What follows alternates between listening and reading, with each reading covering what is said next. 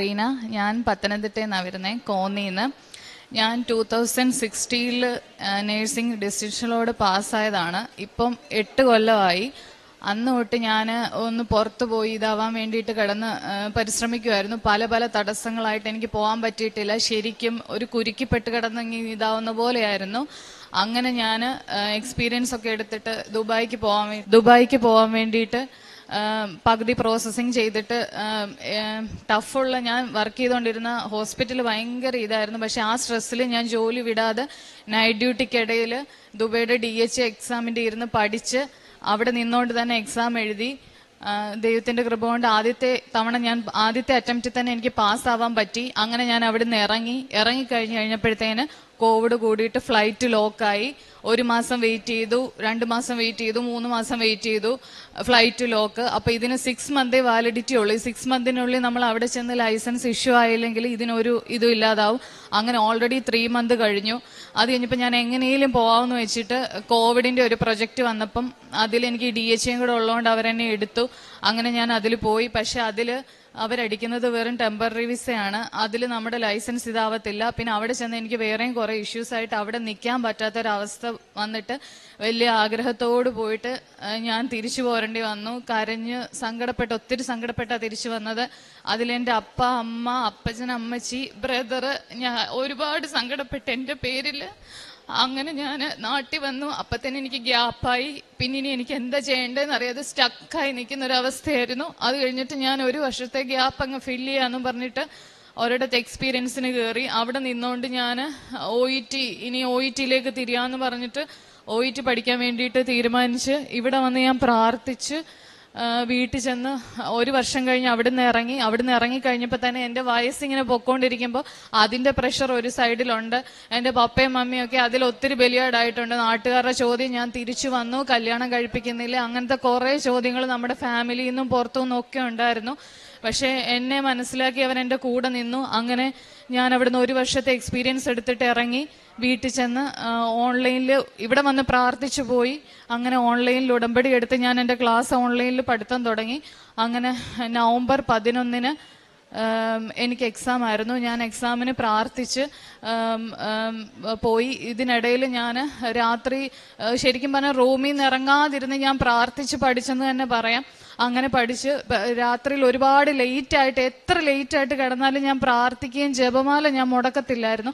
അങ്ങനെ ഒരു രാത്രി 12 മണിക്ക് ശേഷം ഞാനിരുന്ന് ഇങ്ങനെ ജപമാല ചൊല്ലിക്കൊണ്ടിരുന്ന സമയത്ത് നമ്മുടെ മാതാവിൻ്റെ സ്റ്റാൻഡുള്ള ഒരു ഫോട്ടോ ഞാൻ എൻ്റെ ടേബിളിൽ വെച്ചിട്ടുണ്ട്. അതിൻ്റെ ഫ്രണ്ടിലാണ് തിരിവെച്ച് ഞാൻ പ്രാർത്ഥിക്കുന്നത്. അവിടെ ഇരുന്നുകൊണ്ട് തന്നെയാണ് ഞാൻ പഠിക്കുകയും ചെയ്യുന്നത്. അങ്ങനെ ഇരുന്നപ്പം ആ ഫോട്ടോ എനിക്ക് 3D പോലെ ഫീൽ ചെയ്യുമായിരുന്നു. അപ്പം ആദ്യം ഞാൻ വിചാരിച്ചു എനിക്ക് തോന്നിയതായിരിക്കുന്നു. പക്ഷെ ഞാൻ നോക്കിയപ്പോൾ അല്ല, 3D പോലെ മാതാവിൻ്റെ ഫോട്ടോ മാറിക്കൊണ്ടിരിക്കുക. ഈ മാതാവിൻ്റെ ഫോട്ടോയും മറ്റേ നമ്മുടെ ഈ ഫ്രണ്ടിലുള്ള ആ മാതാവിൻ്റെ ഫോട്ടോ ആയിട്ട് മാറിക്കൊണ്ടിരിക്കുക. അങ്ങനെ കുറേ നേരം എനിക്ക് ഫീൽ ചെയ്തു. അങ്ങനെ ഞാൻ പിറ്റേ ദിവസം അമ്മയോട് മാത്രം പറഞ്ഞു, മമ്മി എനിക്ക് ഇന്നലെ രാത്രി ഇങ്ങനെ ഒരു ദർശനം ഉണ്ടായി. അപ്പം മമ്മി എന്നോട് പറഞ്ഞു, മാതാവിനോട് മുറുകെ പ്രാർത്ഥിച്ചു, എല്ലാം മാതാവ് സാധിച്ചു തരുമെന്ന് പറഞ്ഞു. അങ്ങനെ നവംബർ 11 ഞാൻ എക്സാം എഴുതാൻ പോയി. ആ മാസം തന്നെ 27 ഞാൻ ഡയറക്റ്റ് ഇവിടെ ഉടമ്പടി എടുക്കാൻ വന്നു. ഇവിടെ വന്ന് ഞാൻ എൻട്രൻസിൽ വന്ന ഉടനെയാണ് ഞാൻ ആ മാതാവിൻ്റെ ഇത് കണ്ടത്. അപ്പോഴാണ് എനിക്ക് മനസ്സിലായത് ഞാൻ ഈ മാതാവിനെയാണല്ലോ അന്ന് രാത്രി ഞാൻ കണ്ടതെന്ന്. അങ്ങനെ ഞാൻ ഇവിടെ നിന്ന് ഉപവാസം എടുത്ത് വന്ന് ഞാനിവിടെ നേരിട്ട് ഉടമ്പടി എടുത്തുകൊണ്ടിരിക്കുന്നതിനിടയിൽ എൻ്റെ റിസൾട്ട് അനൗൺസ് ആയി. എനിക്ക് ഫോണിൽ നോട്ടിഫിക്കേഷൻ വന്നു. പക്ഷെ ഞാൻ ഓപ്പൺ ചെയ്തില്ല. ഉടമ്പടി എല്ലാം എൻ്റെ കംപ്ലീറ്റ് ചെയ്ത് ഞാൻ ഇവിടുന്ന് ഇറങ്ങി ആ നടയിൽ ചെന്നിട്ട് ഞാൻ മാതാവിനെ വിളിച്ചുകൊണ്ട് ഓപ്പൺ ചെയ്തു. ഞാൻ പാസ്സായി. ആദ്യത്തെ അറ്റംപ്റ്റിൽ OET എനിക്ക് കിട്ടി. അത് കഴിഞ്ഞിട്ട് ഞാൻ ന്യൂസിലൻഡിന്റെ പ്രോസസ്സിങ് സ്റ്റാർട്ട് ചെയ്യാൻ എനിക്ക് പറ്റി. അന്ന് തൊട്ട് മാതാവ് എന്നെ 1 ദിവസം പോലും ഡിലേ വരാതെ എൻ്റെ പ്രോസസ്സിങ് വേഗം നടത്തി തന്നു. എന്നെക്കാട്ടി 3-4 മാസം മുമ്പേ കൊടുത്തവർ ഓരോ സ്റ്റെപ്പ് ബൈ സ്റ്റെപ്പായിട്ട് അവിടോട്ടുള്ള പ്രോസസ്സിങ് നടക്കുന്നത്. അവരുടെ എല്ലാം നിൽക്കുമ്പോഴും എൻ്റെ ഒരു ഡിലേ പോലും ഇല്ലാതെ വേഗം നടത്തി. മൈന്യൂട്ട് കാര്യം പോലും ഞാനിപ്പോൾ ബാങ്കിലൊക്കെ ഒരു കാര്യത്തിന് എന്തെങ്കിലും ട്രാൻസ്ഫർ ചെയ്യാനൊക്കെ ചെന്നാൽ അവിടെ എന്തെങ്കിലും ഒരു തടസ്സം ഉണ്ടെങ്കിൽ ഞാൻ അന്നേരം പ്രത്യക്ഷീകരണ പ്രാർത്ഥന അവിടെ ഇരുന്ന് ചൊല്ലും. ഞാൻ എവിടെ പോയാലും എൻ്റെ ഈ കാശ് രൂപ ഈ കൊന്ത എൻ്റെ കയ്യിലുണ്ടാവും. അതുകൊണ്ട് എനിക്ക് അവിടെ വിശ്വാസം അത് നടക്കും. എത്ര അവർ നടക്കത്തില്ലെന്ന് പറഞ്ഞാൽ അങ്ങനെ എൻ്റെ അവിടെ ഇരുന്ന് അപ്പം തന്നെ അത് നടക്കും. അങ്ങനെ 1 ദിവസം പോലും ഡിലേ വന്നിട്ടില്ല. അങ്ങനെ അന്നോട്ട് അത്ഭുതകരമായിട്ട് നടത്തി. സാമ്പത്തികമായിട്ടാണേലും എല്ലാം മാതാവ് യേശുതമ്പുരാനോട് മധ്യസ്ഥം വഹിച്ച് നടത്തി തന്നു. അതിനിടയിൽ എനിക്ക് വേറൊരു എക്സാം ഉണ്ടായിരുന്നു. ന്യൂസിലൻഡിന്റെ നേരത്തെ ക്യാപ്പ് എന്ന് പറഞ്ഞൊരു കോഴ്സായിരുന്നു ന്യൂസിലൻഡിൽ. അതിപ്പോൾ റീസെന്റ് ആയിട്ട് ചേഞ്ച് ചെയ്ത് എക്സാം ആക്കി. തിയറി ഇവിടെയും പ്രാക്ടിക്കൽ അവിടെയും. അപ്പൊ അതിൻ്റെതായിട്ടുള്ള ടഫ്നെസ് ഉണ്ടായിരുന്നു. ചെന്നൈ വെച്ചായിരുന്നു എനിക്ക് എക്സാം. ഞാൻ ആ എക്സാമിന് പോയപ്പോഴും തൈലം തൊട്ട് പ്രാർത്ഥിച്ച് ഉപ്പ് ഈ കാശ് രൂപ ഇതിലുണ്ടാ പോയത്. ഓരോ ക്വസ്റ്റ്യൻ കഴിയും തോറും ഞാൻ മാതാവേ മാതാവേ കാത്തോണേ ഇങ്ങനെ പ്രാർത്ഥിച്ച് ഞാൻ ഓരോ ക്വസ്റ്റ്യനും അറ്റൻഡ് ചെയ്തത്. 180 ക്വസ്റ്റ്യൻ ഉണ്ടായിരുന്നു. ആ എക്സാം ഞാൻ പാസ്സായി. അങ്ങനെ ഇപ്പം മാതാവിൻ്റെയും യേശുതമ്പുരാന്റെ അനുഗ്രഹത്തോടെ എൻ്റെ വിസ വന്നു. ഞാൻ ഈ സൺഡേ പോവാണ്. ഞാൻ നവംബർ 11 എക്സാം എഴുതിയത്. ആദ്യമായിട്ട് എക്സാം എഴുതിയ അന്നാണ്. ഈ നവംബർ 11 ആയപ്പോൾ ഞാൻ അന്ന് ഫ്ലൈറ്റിലാണ്. ആ ഒരു വലിയ അനുഗ്രഹം എനിക്ക് തന്നു. തടസ്സമായിട്ട് കിടന്നതാണ് എൻ്റെ ഒരു കാര്യം. ഇത് ഇത്രയും വലിയൊരു വഴി എനിക്ക് തുറന്നു തന്നു. ഇനി എനിക്ക് അവിടെ ചെന്നിട്ട് ഇനി പ്രാക്ടിക്കൽ എക്സാം ഉണ്ട്, രജിസ്ട്രേഷൻ ഉണ്ട്, അത് കഴിഞ്ഞിട്ടാണ് ജോലി.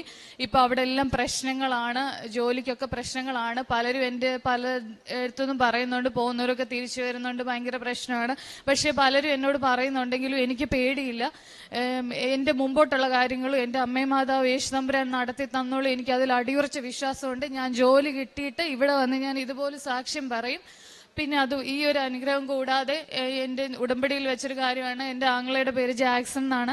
അവൻ ദുബൈയിൽ 9 മാസത്തോളം വിസിറ്റിംഗ് എക്സ്റ്റെൻഡ് ചെയ്തിട്ടാണ് അവനൊരു ജോലി കിട്ടിയത്. അത് കഴിഞ്ഞപ്പോൾ അവൻ അവിടെ UAയുടെ ഡ്രൈവിംഗ് ലൈസൻസ് എടുക്കാൻ വേണ്ടിയിട്ട് പോയപ്പോൾ തന്നെ ഞാൻ ഇവിടെ വന്ന് ഉടമ്പടി പുതുക്കിയപ്പോൾ അതിൻ്റെ നിയോഗം വെച്ചിട്ടുണ്ടായിരുന്നു. ആദ്യത്തെ അറ്റംപ്റ്റിൽ അവന് കിട്ടണേന്ന്. അങ്ങനെ അവൻ ദുബൈയുടെ ലൈസൻസ് എടുക്കാൻ പോയി. അവിടെ ചെന്ന് അവൻ്റെ കൂടെ നിന്നവരൊക്കെ 3-4 തവണ ഫെയിലായിട്ട് വന്നവരാണ്. അവൻ ആദ്യത്തെ അറ്റംപ്റ്റിൽ തന്നെ ലൈസൻസ് കിട്ടി UAയുടെ. അത് കഴിഞ്ഞിട്ട് അവനൊരു ഉയർന്ന ശമ്പളത്തിൽ വേറൊരു ജോലി കിട്ടാൻ വേണ്ടിയിട്ട് ഞാൻ ഉടമ്പടിയിൽ നിയോഗം വെച്ച് പ്രാർത്ഥിച്ചായിരുന്നു. അവന് ഉയർന്ന ശമ്പളത്തിൽ നല്ലൊരു കമ്പനിയിൽ പ്രൊജക്ട് കോർഡിനേറ്ററായിട്ട് അവനിപ്പോൾ ജോലിയായി. അവൻ തന്നെ എന്നോട് പറയാറുണ്ട്, എന്ത് അതിശയമാണ് സംഭവിച്ചതെന്ന് അറിയത്തില്ല, അവിടെ 7-8 വർഷമായവർക്ക് ആ കമ്പനി ജോലി കിട്ടുന്നത്. അവൻ അവിടെ 2.5 വർഷത്തെ എക്സ്പീരിയൻസേ ഉള്ളൂ. അതിലാണ് അവന് ജോലി കിട്ടിയത്. അവൻ ഈ തവണ നാട്ടിൽ വന്ന് ഇവിടെ വന്ന് പ്രാർത്ഥിച്ചിട്ടാണ് പോയത്. അത് കഴിഞ്ഞ് അവന് പ്രൊമോഷൻ കിട്ടിയത്. പിന്നെ ഞാനും ഡ്രൈവിംഗ് ലൈസൻസ് എടുത്തിരുന്നു. അത് ഞാൻ എടുത്ത സമയം എന്ന് പറഞ്ഞാൽ എൻ്റെ ഈ ക്ലാസ് എല്ലാം കഴിഞ്ഞ് ഈയിടെ ഡ്രൈവിംഗ് ലൈസൻസിൽ ചേഞ്ച് വന്ന് ഒട്ടും കിട്ടാത്ത ആ ഒരു അവസ്ഥയിലാണ് ഞാൻ ലൈസൻസ് എടുക്കാൻ പോകുന്നത്. അതിലെനിക്ക് ആദ്യത്തെ അറ്റംപ്റ്റ് കിട്ടി. പിന്നെ എനിക്ക് സ്കിന്നിൻ്റെ അലർജി ഒരു പ്രശ്നം ഉണ്ടായിരുന്നു. പണ്ട് തൊട്ടേ ഉണ്ട് സെൻസിറ്റീവ് സ്കിൻ. അപ്പോൾ പൊടി അങ്ങനത്തെ ഒക്കെ അലർജിയാണ്. പ്രത്യേകിച്ച് ഈ വേർക്കുന്ന സ്ഥലങ്ങൾ, ഇടകള്, കക്ഷം അങ്ങനെയുള്ളിടത്തൊക്കെ എവിടെയെങ്കിലും യാത്രയൊക്കെ ചെയ്തിട്ട് ഭയങ്കര ചൊറിച്ചിലാണ്. അത് ഞാൻ മാതാവിൻ്റെ തൈലം തൊട്ട് പ്രാർത്ഥിക്കുമായിരുന്നു. അതിലെനിക്ക് ഒത്തിരി സൗഖ്യം ഇപ്പം കിട്ടിയിട്ടുണ്ട്. ഇത്രയും അനുഗ്രഹങ്ങളാണ് എനിക്ക് ഉടമ്പടിയിലൂടെ കിട്ടിയത്. പിന്നെ ഞാൻ ചെയ്തിരുന്ന പ്രേക്ഷിത പ്രവർത്തനം, ഞാൻ ഇവിടുന്ന് പത്രം മുടങ്ങാതെ വാങ്ങിച്ചുകൊണ്ട് പോയി പള്ളികളിലും എൻ്റെ അടുത്ത പരിസരങ്ങളിലും എല്ലാം ഞാൻ വീട്ടിൽ പോയി മാതാവിൻ്റെ കാര്യങ്ങളും അത്ഭുതങ്ങളും എനിക്കുണ്ടായ അനുഭവങ്ങളും ഇവിടുത്തെ നടന്ന സംഭവങ്ങളൊക്കെ പറഞ്ഞ് മനസ്സിലാക്കി ഞാൻ കൊടുക്കുമായിരുന്നു. അതുപോലെ ഞാൻ എന്നെയും കൊണ്ട് പറ്റുന്നവർക്കൊക്കെ ഞാൻ കുറേ പേരെയും കൊണ്ട് ഉടമ്പടി എടുപ്പിച്ചിട്ടുണ്ട്.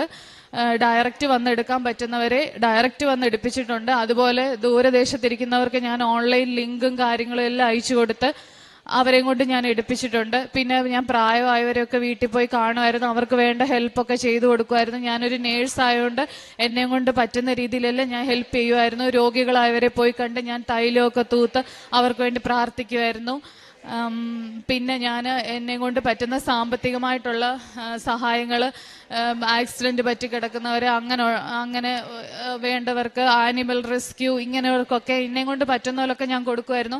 ഈ ഒരു വർഷക്കാലം എനിക്ക് ജോലി ഇല്ലായിരുന്നു. പക്ഷെ ഞാൻ ഇങ്ങനെ പല സഹായങ്ങൾ ചെയ്ത് ഒരിക്കലും മാതാവ് എനിക്ക് മുട്ടുവരുത്തിയിട്ടില്ല. സത്യമായിട്ടും പറയുക, എൻ്റെ അക്കൗണ്ട് ഒരിക്കലും കാലിയാവാൻ ഇതുവരെ പറ്റിയിട്ടില്ല. എങ്ങനെയും ഒക്കെ എനിക്ക് വീണ്ടും വീണ്ടും ചെയ്യാനുള്ളത് മാതാവ് അനുഗ്രഹിച്ച് തന്നുകൊണ്ടിരിക്കുമായിരുന്നു. അത്രയൊക്കെയാണ്.